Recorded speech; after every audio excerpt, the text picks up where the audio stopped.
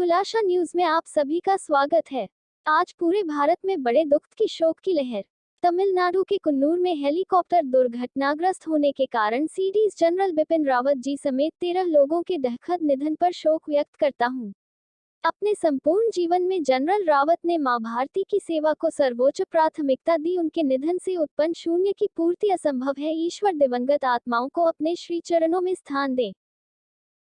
स्वागत है। आज उप मुख्यमंत्री केशव प्रसाद मौर्य का सहारनपुर में हुआ आगमन। मानकमऊ पहुंचते ही सभी भाजपा के पदाधिकारियों व सभी सदस्य व जनता ने उनका जयघोष के साथ किया स्वागत। वहीं सभी भाजपा के पदाधिकारियों ने माला डालकर जोरदार किया स्वागत। वी केशव प्रसाद मौर्य सभी पदाधिकारियों के साथ बटन दबाकर योजना का शुभारंभ किया।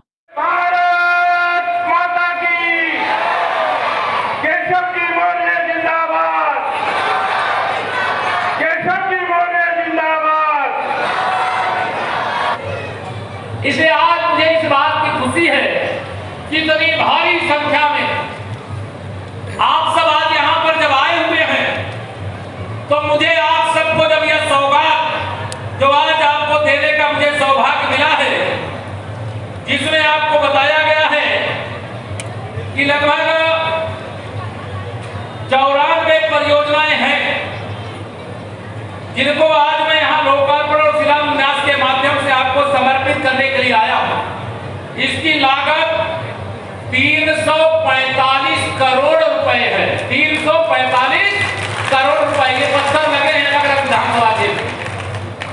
और अधिकारी लोग बिना देरी किए हमारे सभी माननीय जनप्रतिनिधियों से समय लेकर के जो पत्थर आज यहाँ लगे हैं परिसर के अंदर, ये जहाँ की सड़कें हैं, जहाँ के सेतु हैं, वहां भी 1 महीने के अंदर अंदर समय लेकर के लग जाए, इसका ध्यान रखिएगा। आज मुझे यह भी बताते हुए हर्ष हो रहा है कि हमने केवल उत्तर प्रदेश के अंदर राजमार्ग, मुख्य जिला मार्ग, अन्य जिला मार्ग और ग्रामीण मार्ग ही नहीं बनाए, हमने राष्ट्रीय राजमार्ग भी बनाए हैं।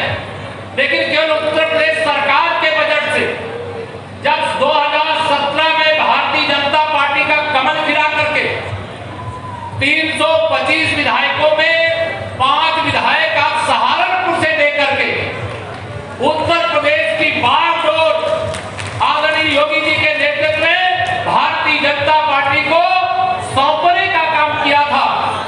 उस दिन से लेकर के आज तक कि अभी सूचना जो आज है उसको माइनस करके 17-18 से कुल 1006 काम सड़कों के अकेले हम कर चुके हैं, जिनकी लागत लगभग 1017 करोड़ रुपए है।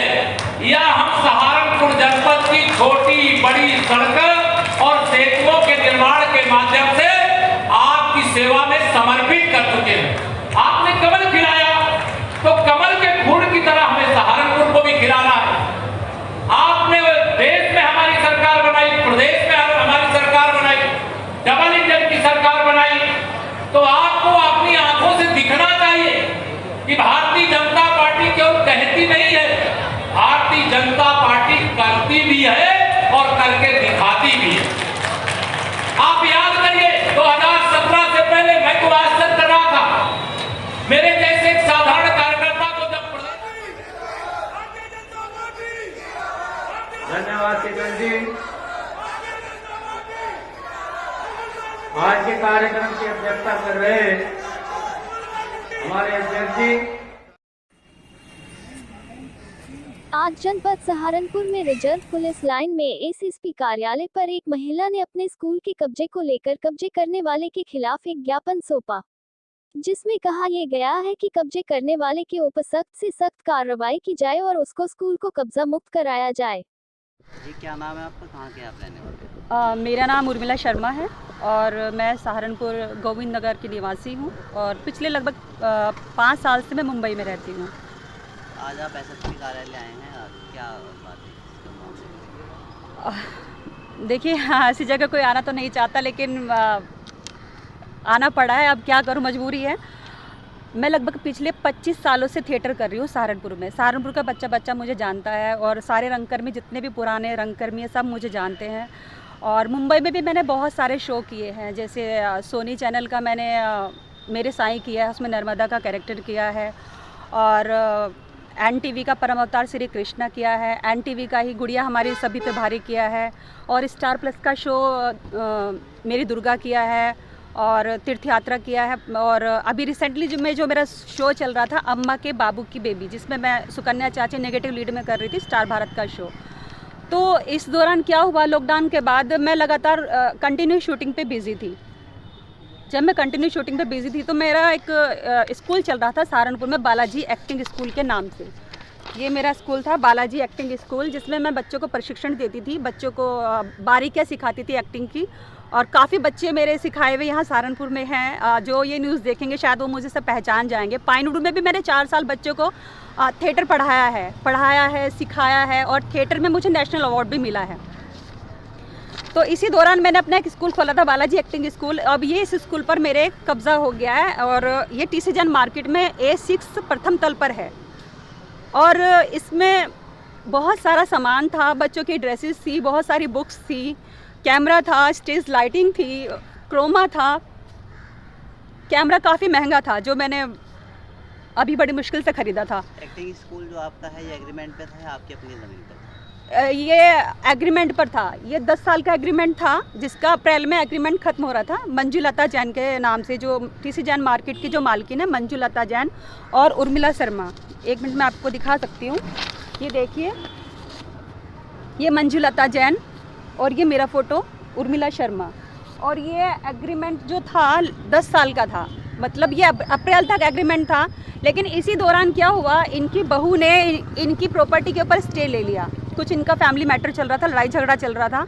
तो मैंने इनको फरवरी में फ़ोन किया कि मैं इनको चाची जी बोलती हूँ कि मंजू चाची जी, मेरा अभी एग्रीमेंट रीन्यू होने वाला है, क्योंकि मैं शूटिंग पर बिजी थी उस समय। मैं बिल्कुल फ्री नहीं थी एक दिन भी। तो इन्होंने मेरे से बात करके कहा कि जो एग्रीमेंट है वो कंटिन्यू चलेंगे, और तुम्हारा 10 साल का है, तुम मेरी बेटी जैसी हो, ये कंटिन्यू एग्रीमेंट चलेगा, ये एग्रीमेंट अब कैंसिल नहीं होगा, क्योंकि मैं कोई भी अभी नया एग्रीमेंट नहीं कर सकती, क्योंकि मेरी प्रॉपर्टी पर स्टे लिया हुआ है। ये बात अब मुझे नहीं पता क्या है क्या नहीं है, लेकिन हाँ, लड़ाई झगड़ा चल रहा था।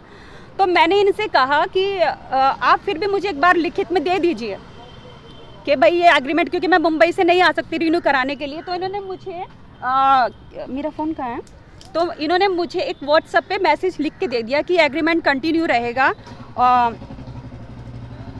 फिलहाल अभी क्या परेशानी आपके सामने है जो आपका SSP कर रहा है? अभी परेशानी ये है कि जो मेरी ये जो बालाजी एक्टिंग स्कूल है, इसके ऊपर कब्जा हो गया है, और उसमें लगभग 4 से 5 लाख रुपए का सामान था। वो सब सामान मेरा चोरी हो गया, वो सामान नहीं मिल रहा है। आप लोगों ने जिनसे आपने एग्रीमेंट कराया था, जो मालिक हैं, उनका क्या कहना है इस बारे में? वो मेरा फ़ोन नहीं उठा रहे हैं। मैंने प्रवीण जैन, मंजू जैन को मैं फ़ोन कर रही हूँ, वो मेरा फ़ोन नहीं उठाते हैं, और कोई मेरा कॉल मेरा रिसीव नहीं कर रहा है। आज आप SSP कार्यालय आए हैं, SSP महोदय से मिले, उन्होंने क्या आश्वासन दिया? उन्होंने मुझे आश्वासन दिया है कि इसके ऊपर कार्रवाई होगी, और आपका जो एक्टिंग स्कूल है वो आपको मिलेगा, और आपका जो खोया हुआ सामान है वो भी बरामद होगा, या जो भी जिस तरह का होगा वो सर देखेंगे। बस कानूनी कार्रवाई होनी चाहिए उनके खिलाफ। आप अपना जो है सामान के एवज में, अगर आपका जो पैसे का नुकसान हुआ है, या फिर आप वहाँ पर जो जगह है आपके एग्रीमेंट की जगह है, वो भी वापस चाहते हैं? हाँ, वो मैं वापस चाहती हूँ, क्योंकि वो एग्रीमेंट जो था 10 साल का था, लेकिन उन्होंने कह दिया था कि कंटिन्यू है। उन्होंने, बल्कि मंजू जैन ने मुझे ये भी कहा था, एक बार उन्होंने मुझे ये भी कहा था कि मैं ये दुकानें अपनी खाली करवाना चाहती हूँ, और इसके बिहाफ में तुमको जो ये पगड़ी है 15 लाख रुपए देना, वापस दे के आपको वापस लेना चाहती हूँ। तो मैंने कहा मुझे 15 लाख रुपए नहीं चाहिए, और मुझे मेरी शॉप चाहिए वापस, क्योंकि सहारनपुर में मेरे पास और कोई अभी बुढ़ापे का ठिकाना नहीं है। अभी अगर मुंबई में जब तक काम चल रहा है, आपको पता है मुंबई और कलाकार की और एक मजदूर की ज़िंदगी सेम ही होती है। कलाकार जब तक चलता है या मजदूर जब तक चलता है। आपको पुलिस प्रशासन की ओर से आश्वासन भी मिला, लेकिन अगर कोई कार्रवाई नहीं होती तो आपका अगला कदम क्या होगा? देखिए, अगर कोई कार्रवाई नहीं होती तो फिर मैं कोर्ट जाऊंगी और स्टे लूँगी उसके ऊपर, जो भी, क्योंकि वो मानस सेठी जो मोबाइल विक्रेता है, उसने नीचे से उसमें जीना निकाल दिया, और पूरी जो शॉप है नीचे वाली को और ऊपर मेरे वाली को पूरी को एक मिला दिया है। तो फिर उसके ऊपर स्टे मैं लूँगी। अगर फिर भी कुछ नहीं हो पाता तो मैं करण चौहान हूँ, सांस्कृतिक प्रकोष्ठ से महानगर अध्यक्ष हूँ भाजपा से। चूँकि मेरी गुरु हैं बचपन से, और मुझे से कितने कलाकारों को इन्होंने सिखाया है, तो हमारा ये दायित्व भी बनता है कि हम इनके साथ खड़े हों, और पूरी तरह से हम इनके साथ है, कहीं तक भी जाना पड़ेगा। सारी संस्थाओं को लेकर के, सबको लेकर के इनकी मदद की जाएगी। बस मुझे न्याय ज़रूर मिलना चाहिए। नहीं, खैर ऐसा नहीं है। एक मिनट, एक फ़ोटो ले लेते हैं।